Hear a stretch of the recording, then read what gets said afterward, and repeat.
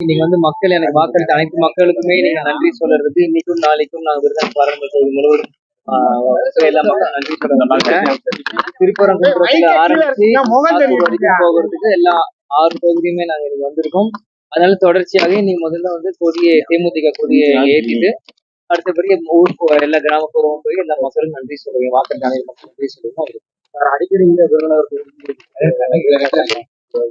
கண்டிப்பாங்க. ஏன்னா நான் தேர்தல் முடிவு வரும்போது நான் சொல்லிட்டு ஆரம்பங்கள்ல இது முடிவல்ல ஆரம்பம் நிச்சயம் என்னை அடிக்கடி இன்னைக்கு விருதுநகர் பாராளுமன்ற தொகுதி மக்கள் என்னை அடிக்கடி இங்க சந்திப்பாங்க.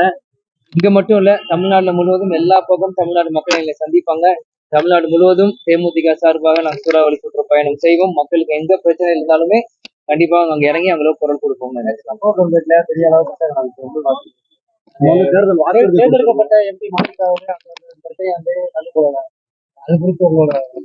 தேர்தல் பிரச்சாரம் இருக்கும் போதே சொன்ன கப்பலூர் டோல்கேட் ஒரு மிகப்பெரிய ஒரு ப்ராப்ளமா இருக்கு. அது வந்தோடனே கண்டிப்பாக டோல்கேட் அகற்றணும் அப்படின்னு சொல்லியிருந்தாங்க. ஏன்னா பல்வேறு மக்கள் இன்னைக்கு திருமங்கலம் திருப்பரங்குன்றம் தாண்டி போயிட்டு வேலை பார்த்துக்கவங்க தேவையில்லாம டோல்கேட்னால அவங்களுக்கு வீண் செலவு இருக்கு.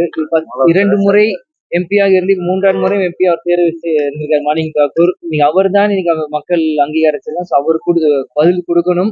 அவர் தான் மக்களுக்கு செய்யணும். இருந்தாலும் எங்களோட குரலும் எங்களோட இதுவும் நாங்க சொல்லிட்டே தான் இருக்கோம். அது நிச்சயம் அது டோல்கேட் அகற்றுறது ஒரு நல்ல விஷயமா தான் பொதுமக்கள் தான். நாடாளுமன்றத்துல செங்கோலை பத்தி பேசினாரு எம்பி மதுரை எம்பி எல்லா கட்சியிலும் கண்டனம்.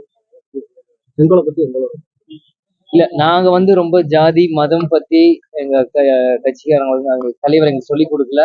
அதனால எல்லா மதத்தையும் மதிக்கணும், எல்லா ஜாதியும் மதிக்கணும். இதை வச்சு அரசியல் செய்யறவங்க தான் அதை பத்தி பேசுவாங்க தவிர தேமுதிக என்னைக்குமே அதை நோக்கி போக மாட்டோம். சட்ட ஒழுங்கு பிரச்சனை குறித்து பல்வேறு கட்சிகள் தேமுதிக சார்புல சட்ட ஒழுங்கு நிறைய பேச்சு அறிக்கை நீங்க இல்ல இன்னைக்கு பாத்தீங்கன்னா இன்னைக்கு எங்க பொதுச் செயலர் திருமதி பிரேமலதா விஜயகாந்த் அதுக்கான தேவையான அறிக்கைகளும் எல்லாமே சொல்லியிருக்காங்க. அவங்க என்ன சொன்னாலும் அதே தான் நாங்களும் சொல்லுவோம். ஏன்னா தனித்தனி ஆளாளுக்கு ஒரு கருத்து சொன்னா அது தவறாக போகும். அல்ல அந்நியார் என்ன சொல்லியிருக்காங்களோ அதே தான் நீங்க கருத்து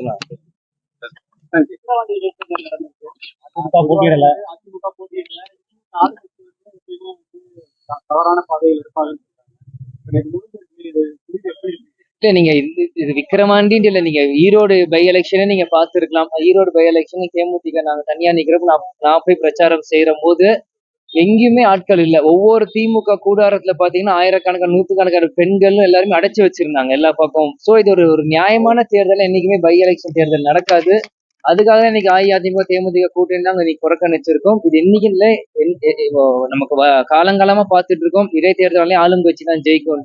அதனால நாங்க இன்னைக்கு ஒரு தெளிவான கரெக்டான முடிவா நாங்க எடுத்துருக்கோம். நாங்க பாக்கிறோம். நாடாளுமன்ற தேர்தல் சட்டமன்ற தேர்தல் நீங்க அது அன்னைக்கு வரும்போது உங்களுக்கே தெரிய வரும். நன்றி. செய்திகளை உடனுக்குடனும் துல்லியமாகவும் தெரிந்து கொள்ள சப்ஸ்கிரைப் பண்ணுங்க.